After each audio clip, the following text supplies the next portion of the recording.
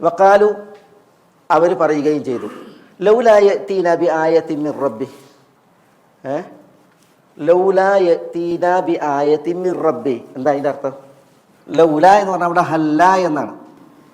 ഹല്ല ലിത്തഹ്ദീദ് എന്ന് പറയും. കൊണ്ട് വന്നുകൂടെ എന്ന അർത്ഥത്തിൽ. ലൗലാ യഅ്തീന അദ്ദേഹത്തിന്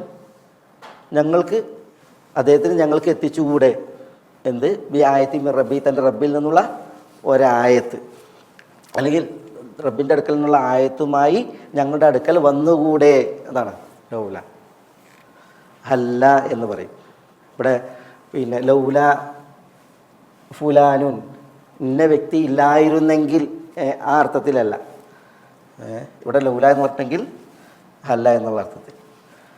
തൻ്റെ റബ്ബിൽ നിന്നുള്ള ഒരു ആയത്തുമായി ഞങ്ങളുടെ അടുക്കൽ അദ്ദേഹത്തിന് വന്നുകൂടെ എന്ന് അവർ പറയുകയും ചെയ്തു.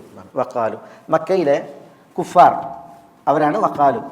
അവർ പറഞ്ഞു ലൗലാ യഅ്തീനാ ബിആയത്തിൻ മിർ റബ്ബിഹി, മുഹമ്മദ് തൻ്റെ റബ്ബിൽ നിന്നുള്ളൊരു ആയത്തുമായി ഞങ്ങളുടെ അടുക്കൽ എന്തുകൊണ്ട് വരുന്നില്ല? അപ്പോൾ അതിനുള്ള പ്രതികരണമാണ് അവലം തഅ്തിഹിം ബയ്യിനതു മാ ഫി സുഹുഫിൽ ഊല.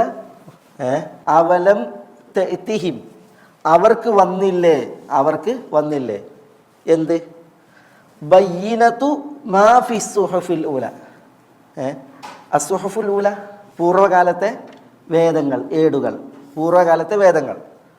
അസ്സുഹുഫിൽ ഊല തൗറാത്ത്, ഇഞ്ചീല്, സബൂർ, സുഹുഫ് ഇബ്രാഹിം, ഇങ്ങനെയുള്ള വേദങ്ങൾ.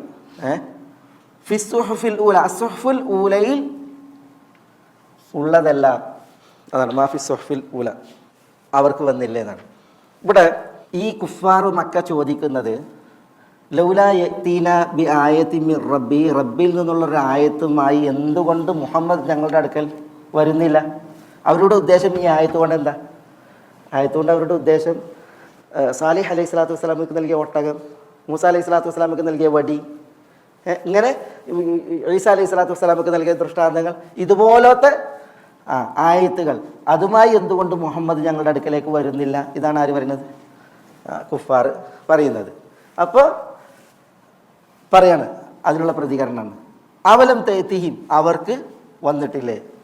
ബയ്യിനതു മാഫി സുഹുഫിൽ ഊല, പൂർവ്വകാലത്തുള്ള വേദങ്ങളിൽ ഉള്ളതിൻ്റെ ബയ്യിനത്ത്, എന്താ വ്യക്തത. ബയ്യിനത്തുമ വ്യാകരണ പ്രകാരം കുറേ തഫ്സീറുകളുള്ള ഒരു ഭാഗമാണ് അതൊക്കെ.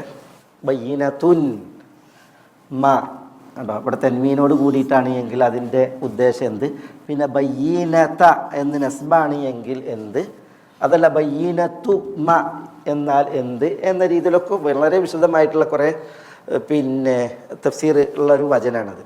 ഇവിടെ അസുഹുഫുൽ ഊല പൂർവ്വകാലത്തെ ഏടുകൾ, വേദങ്ങൾ, അതിലുള്ളതിൻ്റെ എല്ലാം ബയ്യിനത്ത് വ്യക്തത.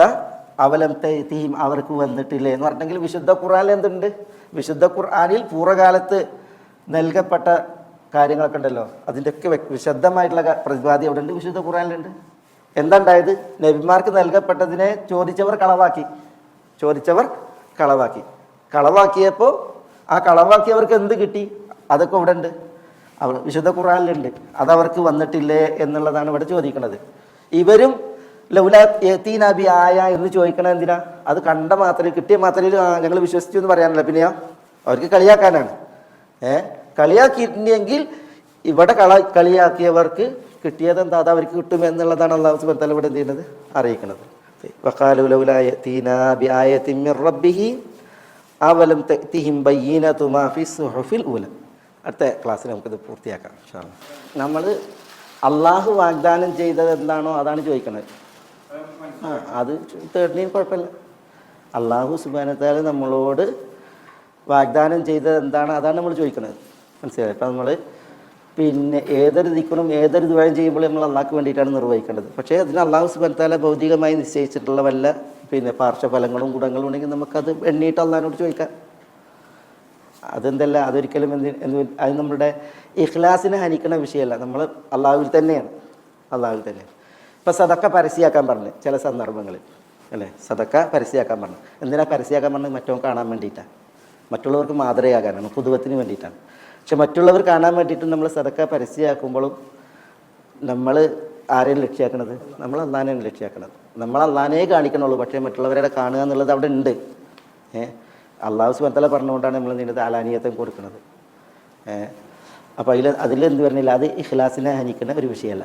ഒരു യുദ്ധം ചെയ്യുകയാണ് എങ്കിൽ കുൽ ഹൽ തറബ്ബസൂന ബിനാ ഇല്ലാ ഇഹ്ദൽ ഹുസ്നയൈൻ, അല്ലേ, നിങ്ങൾ ഞങ്ങളിൽ രണ്ടാൽ ഒരു ഹുസ്നയാണോ കരുതുന്നത് ചോദിക്കണല്ലേ. രണ്ടാൽ ഒരു ഹുസ്ന എന്ന് പറഞ്ഞാൽ ഒന്നുകിൽ ഷഹാദത്ത് അല്ലെങ്കിൽ ഗനീമത്ത്. ഞങ്ങൾ ഒരു യുദ്ധത്തിൽ വധിക്കപ്പെടുകയാണെങ്കിൽ ഞങ്ങൾക്ക് ഷഹാദത്താണ്, അതില്ല എങ്കിൽ ഞങ്ങൾക്ക് ഗനീമത്താണ്, അല്ലേ. യുദ്ധത്തിന് പോകുന്ന ഒരാൾക്ക് ഒന്നുകിൽ ഷഹാദത്തിനെ ഉദ്ദേശിക്കാം അല്ലെങ്കിൽ ഗനീമത്തിനെ ഉദ്ദേശിക്കാം. ഗനീമത്ത് എന്താ? ദുനിയാവാണ്. ഗനീമത്ത് ഇവിടെ ദുനിയാവാണ്, അല്ലേ, യുദ്ധാർജിത സ്വത്തുക്കളാണ്. അപ്പോൾ ഇതും ലക്ഷ്യാക്കാം അതും ലക്ഷ്യാക്കാം. അത് അല്ലാഹു സുബ്ഹാനഹു വ തആല നമുക്ക് വകവെച്ച് തന്നിട്ടുള്ള വിഷയങ്ങളിൽ പെട്ടതാണ്. അതൊരിക്കലും എന്തെങ്കിലും നമ്മുടെ ഇഖ്ലാസിനെ ഹനിക്കുന്ന പ്രശ്നം വരുന്നില്ല.